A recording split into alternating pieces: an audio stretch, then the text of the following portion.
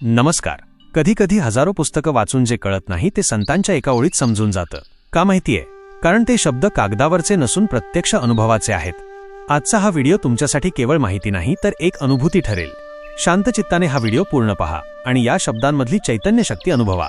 हा छोटासा प्रयत्न तुम्हाला कसा वाटला ते कमेंटमध्ये नक्की शेअर करा.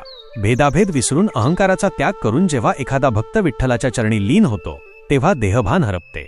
टाळ मृदंगाच्या गजरात, कपाळी बुक्का आणि हृदयात विठ्ठल घेऊन जगणाऱ्या वारकरी संप्रदायाचे सार सांगणारं एक सुंदर गीत म्हणजे टाळ बोले चिपळीला नाच माझ्या संग, दरबारी आले रंक आणि राव, झाले एकरूप नाही भेदभाव.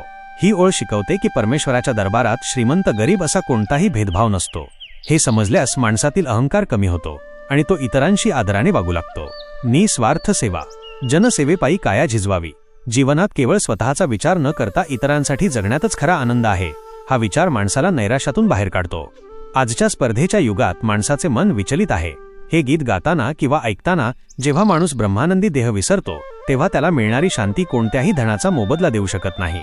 घाव सोसून या मने रिझवावी, दगड सोसल्याशिवाय देव पण येत नाही. जीवनातील संकटांना धैर्याने सामोरे जाण्याची ताकद हे गीत देते. स्वतःला विसरून निसंग होऊन कामात किंवा भक्तीत मग्न होणे. जेव्हा आपण फळाची अपेक्षा न ठेवता स्वतःला झोकून देतो तेव्हाच आपल्याला ब्रह्मानंद मिळतो. कवी सांगतात की केवळ टाळ वाजून देव भेटत नाही, तर आपली काया शरीर लोकांच्या सेवेसाठी झिजवावी लागते. इतरांच्या चेहऱ्यावर हसू उमळवणे हीच खरी भक्ती आहे. भक्तीमध्ये जात, धर्म, पैसा याला स्थान नाही. वारकरी होऊन एकरूप होणे म्हणजे सर्वांमध्ये त्या पांडुरंगाला पाहणे होय. जगदीश खेबुडकर यांच्या लेखणीतून उतरलेलं हे अजरामर भक्तिगीत केवळ देवाचं नामस्मरण नाही, तर ते जगण्याचं एक तत्वज्ञान आहे. प्रत्येक चरणांचा भावार्थ खालीलप्रमाणे. प्रथम चरण, टाळ बोले चिपळीला नाच माझ्या संग, देवाजीच्या द्वारी आज रंगला अभंग. भावार्थ, येथे टाळ आणि चिपळी ही केवळ वाद्ये नसून ती चैतन्याची प्रतीके आहेत. जेव्हा भक्त देवाच्या दारात जातो तेव्हा त्याच्यातील जडत्व संपते आणि तो पूर्णपणे ईश्वराशी एकरूप होतो. अभंग शब्दाचा अर्थ ज्याचा कधीही भंग होत नाही असा अखंड आनंद. सामाजिक संदर्भ, टाळ आणि चिपळी ही दोन भिन्न वाद्ये आहेत, पण जेव्हा ती एका लयात येतात तेव्हाच नाद निर्माण होतो. संतांना यातून समाजातील विविधता आणि एकोपा सुचवायचा आहे. विठ्ठलाचे द्वार हे अशा लोकशाहीचे प्रतीक आहे जिथे कोणावरही बंधन नाही. उदाहरण, जसे एखादे लहान मूल आईला पाहिल्यावर आनंदाने उड्या मारू लागते, तिथे कसलाही विचार नसतो, केवळ नैसर्गिक ओढ असते. तशीच ओढ भक्ताला विठ्ठलाच्या दारात लागते, जिथे अंतर्मन आणि बाह्यमन दोन्ही भक्तीच्या तालावर डोलू लागतात. द्वितीय चरण, दरबारी आले रंक आणि राव, झाले एकरूप नाही भेदभाव, गाऊ नाचू सारे या हो, होऊनी निसंग. भावार्थ, पंढरीच्या पांडुरंगाच्या दरबारात जगातील सर्व लौकिक पदे, श्रीमंती आणि गरिबी गळून पडते. रंक गरीब आणि राव श्रीमंत एकाच रांगेत उभे राहतात. निसंग होणे म्हणजे स्वतःच्या अहंकाराचा त्याग करणे. जेव्हा माणूस मी कोण आहे हे विसरतो तेव्हाच तो खऱ्या अर्थाने देवाशी जोडला जातो. सामाजिक संदर्भ, रंक गरीब आणि राव श्रीमंत यांचा भेदभाव संपवणे हा संतांचा मुख्य नैतिक धडा आहे. निसंग होणे म्हणजे अहंकार सोडून देणे. नैतिक धडा, संपत्ती किंवा पदामुळे माणूस मोठा होत नाही, तर त्याच्या अंतःकरणातील भक्ती आणि माणुसकीमुळे होतो. उदाहरण, वारीमध्ये आपण पाहतो की एखादा मोठा अधिकारी आणि एक शेतकरी एकमेकांच्या पाया पडतात.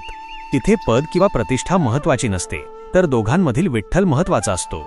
हीच खरी लोकशाही आणि समता आहे. तृतीय चरण, जनसेवेपायी काया झिजवावी, घाव सोसून या मने रिझवावी, ताल देऊन या बोलतो मृदुंग. भावार्थ, हा या गीताचा सर्वात महत्त्वाचा संदेश आहे. केवळ देवळात बसून भक्ती होत नाही, तर समाजातील दुःखी कष्टी लोकांची सेवा करणे म्हणजेच देवाची सेवा होय. काया झिजवणे म्हणजे चंदनासारखे स्वतःला दुसऱ्याच्या सुखासाठी अर्पण करणे. मृदुंगाचा आवाज जसा थाप मारल्यावर, घाव सोसल्यावर गोड निघतो, तसेच माणसाने संकटांचे घाव सोसून इतरांच्या जीवनात आनंद फुलवावा.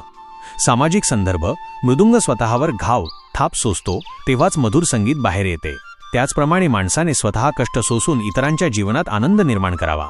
नैतिक धडा, परोपकाराय फलंती वृक्षा, स्वतःच्या सुखाचा त्याग करून समाजाचे भले करणे हेच जीवनाचे सार्थक आहे.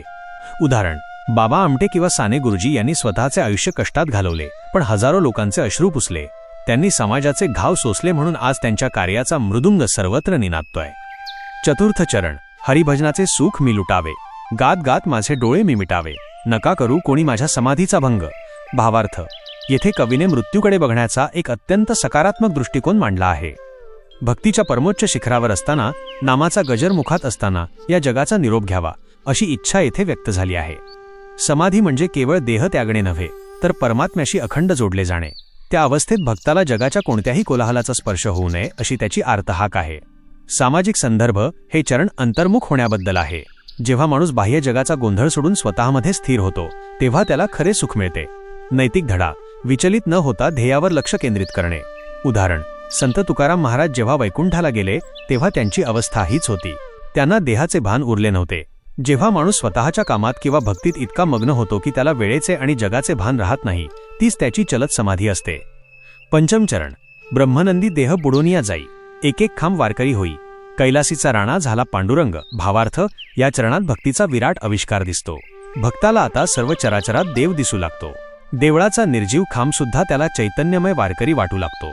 इतकेच नाही तर शिव आणि विष्णू, कैलासीचा राणा आणि पांडुरंग यांच्यातील द्वैत संपून ते एकच आहेत हा साक्षात्कार होतो. म्हणजेच सर्व धर्म, पंथ आणि भेदांच्या पलीकडे असलेली एकच शक्ती भक्ताला जाणवते. सामाजिक संदर्भ: जेव्हा भक्ती पराकोटीला पोहोचते तेव्हा निर्जीव खांबही वारकरी वाटू लागतो. म्हणजेच प्रत्येक अणुरेणूत ईश्वराचे, माणुसकीचे दर्शन होणे. नैतिक धडा: पर्यावरणाचे रक्षण आणि प्रत्येक सजीवाप्रती आदर. जर एक एक खांब वारकरी आहे तर आपण निसर्गाची हानी कशी करू शकतो?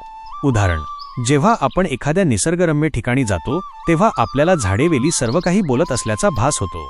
भक्तीच्या परमोच्च अवस्थेत भक्ताला दगडधोंड्यातही विठ्ठल दिसू लागतो, कारण त्याच्या दृष्टीतील भेदाभेद संपलेला असतो. हे संपूर्ण भक्तिगीत उदाहरणातून समजून घेऊ. समजा तुम्ही एखाद्या गरजूला मदत करत आहात. सुरुवातीला तुम्हाला थोडा संकोच वाटतो. प्रथम चरण: मग तुम्ही तुमची ओळख विसरून कामाला लागता. द्वितीय चरण: काम करताना लोक तुमच्यावर टीका करतात किंवा अडथळे आणतात, पण तुम्ही शांत राहून कार्य पूर्ण करता. तृतीय चरण: काम पूर्ण झाल्यावर जे समाधान मिळते त्या शांततेत तुम्ही डोळे मिटून बसता, तेव्हा तुम्हाला कोणाचीही गरज उरत नाही. चतुर्थ चरण: शेवटी तुम्हाला त्या गरजू व्यक्तीमध्ये आणि स्वतःमध्ये एकच चैतन्य जाणवते. पंचम चरण: हाच तो रंगलेला अभंग आहे. आजच्या म्हणजेच सध्याच्या काळातील नवीन पिढीसाठी भक्तिगीताचा संदेश त्यांच्या भाषेत. मित्रांनो, भक्ती म्हणजे केवळ जुन्या रूढी, परंपरा किंवा माळा घालणे नव्हे. हे गीत आजच्या भाषेत सांगायचे तर एक माइंडफुलनेस गाईड आहे. आपण लिंक्डइनवर पदव्या मिळवतो, पण जेव्हा आपण एखाद्या मोठ्या ध्येयासाठी एकत्र येतो तेव्हा स्टेटस मॅटर करत नाही. रँक आणि राव एक होणे म्हणजे आपली इगो आयडेंटिटी बाजूला ठेवून टीमवर्क करणे. कॉर्पोरेट जगात किंवा स्टार्टअपमध्ये फेल्युअरचे घाव बसणारच, लोक ट्रोल करणारच, पण तुमचा इंटरनल म्युझिक आत्मविश्वास कमी होऊ देऊ नका. समाजसेवा म्हणजे निव्वळ चॅरिटी नाही, तर तुमच्या स्किल्सचा वापर करून जगाला व्हॅल्यू देणे होय. आजच्या डिस्ट्रॅक्शनच्या काळात 10 मिनिटे शांत बसणे हीच समाधी आहे. नोटिफिकेशनचा आवाज बंद करून स्वतःशी कनेक्ट होणे म्हणजेच समाधीचा भंग न करणे. आपण सगळे एकाच ऊर्जेचे भाग आहोत. कैलासीचा राणा पांडुरंग झाला याचा अर्थ असा की ऊर्जारूप बदलत असते, एनर्जी ट्रान्सफॉर्म्स, पण ती एकच असते.